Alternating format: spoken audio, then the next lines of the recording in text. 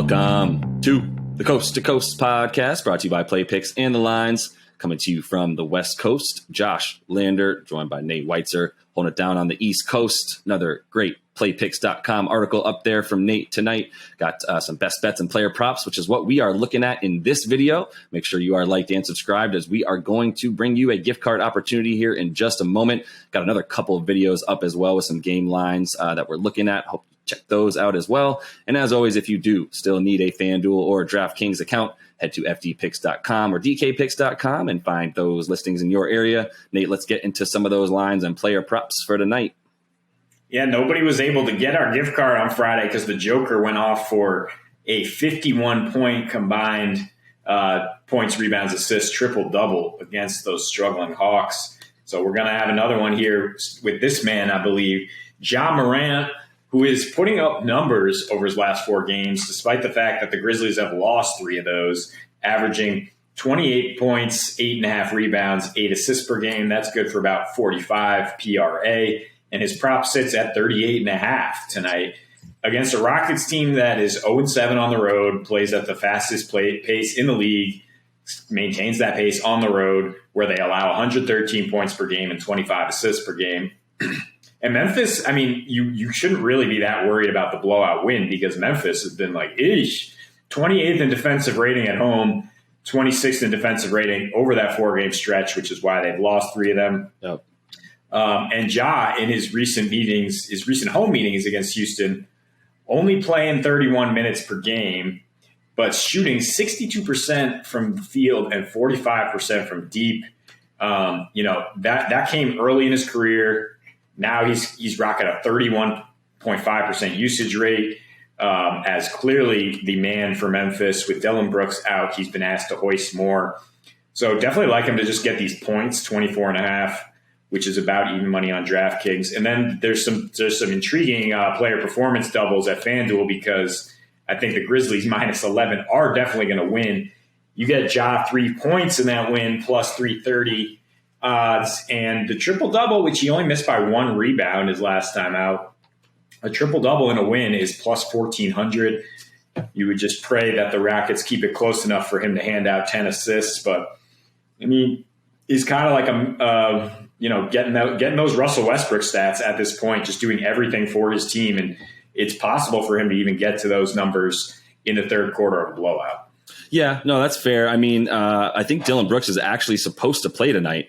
He's played in 2 games. He is back. I'm just happy to say that, because I freaking love that guy, and I loved watching him at his come out party in the playoffs last year, where he was not scared of anybody, just couldn't stay on the floor with foul trouble, which still makes me love him even more. But this is not a Dillon Brooks section. This is about Ja Morant, and I still do feel really good about it. It's the threes that scare me now that Dillon Brooks is back. 3+ threes made. It's really nice. 330 in terms of the juice you get there. But still, I think I would be eyeing his points, rebounds, and assists tonight. I think we'll start to see him do a little bit more of the, he's a hustle guy. You never have to worry about him taking a playoff. But when it comes to assists, it was a little bit harder to get for those to come by when you didn't have your best floor spacer in Dillon Brooks out there, who's also an incredible athlete. I just want to throw that out there. Love Dillon Brooks, as I mentioned. But Ja Morant's points, rebounds, and assists tonight also feel really good about, with Brooks back, getting those assists for Ja and those rebounds as well. So, right. The rebounds also easier. I called him a Russell Westbrook facsimile. Rebounds also a lot easier when you got Steven Adams on your team clearing out.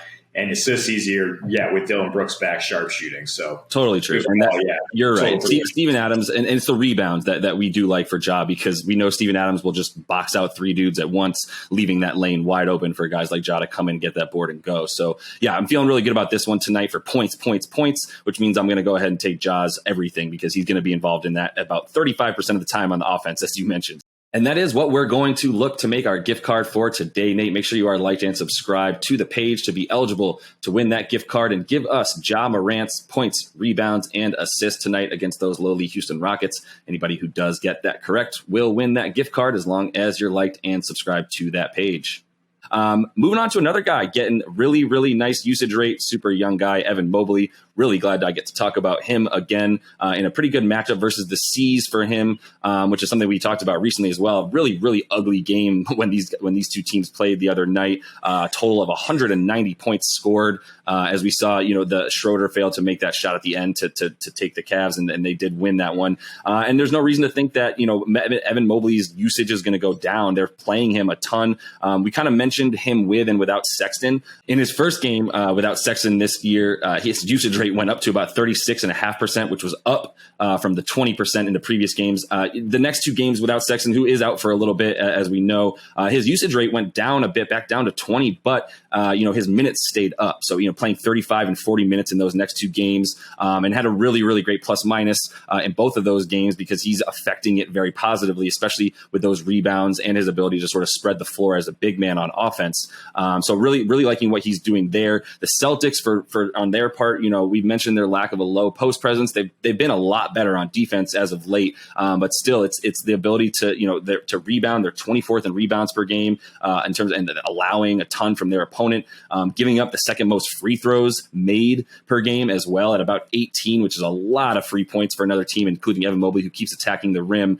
And it's going to be something that, I think there will be rebounds in this game if it's anything like last game where, the shooting percentages were way down for both teams, shooting about 26% from three as well in that game just a couple nights ago. So, I don't think that there's going to be a huge offensive turnaround explosion here, especially without a guy like Sexton in the offense who does help relieve some pressure from guards like Darius Garland and such. But this Cavs team is at the very least an above 500 team this year, which feels really good. And Evan Mobley is going to continue to be a huge part of that offense regardless, and continue to fit in seamlessly, despite the fact that Jared Allen's standing down there in the post as well. So yeah, I feel really good about Evan Mobley's points tonight, getting 17, or if you like his rebounds, I might even feel better about that because if he gets 25 points and rebounds combined, now we're looking at, a little bit more momentum for him in terms of getting those other stats outside of points. Yeah, I mean, that's what he's averaging even before Sexton went down. So over 7 games, averaging 17.7 points and 8.3 boards. That gets him over his prop for sure. And look, this isn't going to be a pretty game by any means. Yeah, the total is just 200 points, which is about as low as you will ever see in the NBA today. And it still scares me to say bet the over, even though we should see some positive regression in how these teams shoot. Cleveland has just been a grind against everyone they play. And if it's an ugly game, you got to like a guy like Mobley, who's just all about slashing, getting to the foul line, getting second chances. And he just has to play. I mean, he played 40 minutes his last time out. He's going to have to play close to that against these Celtics because they're so lengthy, because they play an ugly grind out style, especially without Jaylen Brown. And yeah, Cleveland's just going to need him out there, and they're trying to foster him as the next guy, really. So it makes sense. Lonzo Ball and the Bulls staying at Staples, but this game will mean a lot more to him than his last game against the Clippers. He's a silent, stoic kind of guy when he's out there, but these revenge games mean something to him. He got 3 cracks at the Lakers in 2020, averaged 17, 6, and 7.3 assists per game. He got a crack at the Pelicans this year and put up a nice triple-double with 17, 10, and 11. So I jumped right to his points, rebounds, assists. He's really a bulk production guy. And that's about even money on FanDuel for him to get 25 points, rebounds, assists. Definitely doable against the Lakers team that's playing at the 4th fastest pace in the league over the last 8 games with LeBron out, Russ Westbrook pushing, and they're on a back-to-back. I mean, both teams are, but the Lakers having to come back to Staples, and they're extremely old, so the back-to-back will probably affect them a little bit more. Plenty of available rebounds here. Intriguing just to try to take that for the Bulls to win and Lonzo to get 7 rebounds is plus 360 at FanDuel, worth a stab there. But yeah, just the overall bulk production against a team that's given up the 4th most assists, 5th most rebounds, and 2nd most paint points, and 3rd most points per game overall. We talked about a little in that Wizards segment. The Lakers are just missing their wing defenders. And yeah, especially with guys out and with guys tired on a back-to-back, I think Lonzo will be able to knife in there and get hit the production that he surely wants to get against them. Yeah, you really tickled my fancy there with that 7 rebounds. The thing that, I do like the Bulls a bit more than the Lake show tonight, but this is one of those games where I don't have a pulse, my finger on the pulse of the Lakers at all, just because of the fact that they're not the team right now that they're expected to be because LeBron's not playing, but they are somewhat effective in terms of how fast they're playing and the like. So I do think the increased pace of play at the very least really bodes well for a few more points than might have been expected if LeBron was in the game.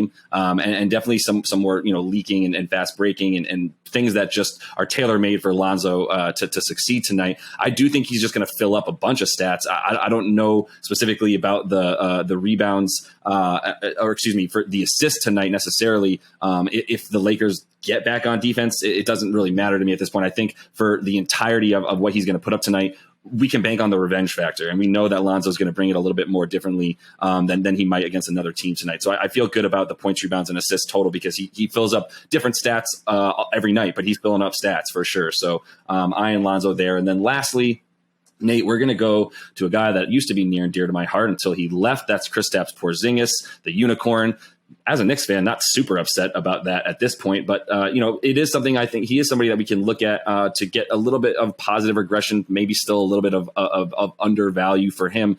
He hasn't played well up until the last couple games where he's come back from injury, and he's warming up a bit, right? He's gotten 32 minutes, then 34 minutes, and he's got 22 and 32 points respectively on shooting, better than 55% from the field at this point.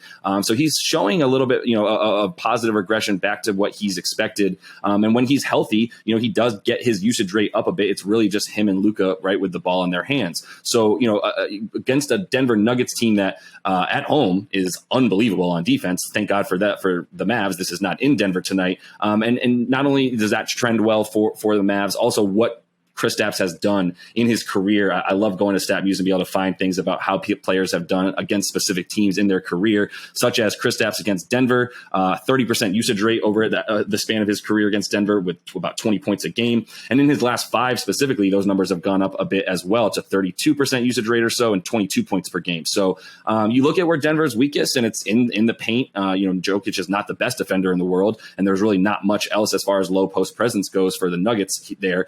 They are allowing they're 20th in the league in points in the paint allowed this year. And recently, they did smash the Mavs in a game where we weren't sure if Jokic was going to play. He played. They beat the crap out of Dallas.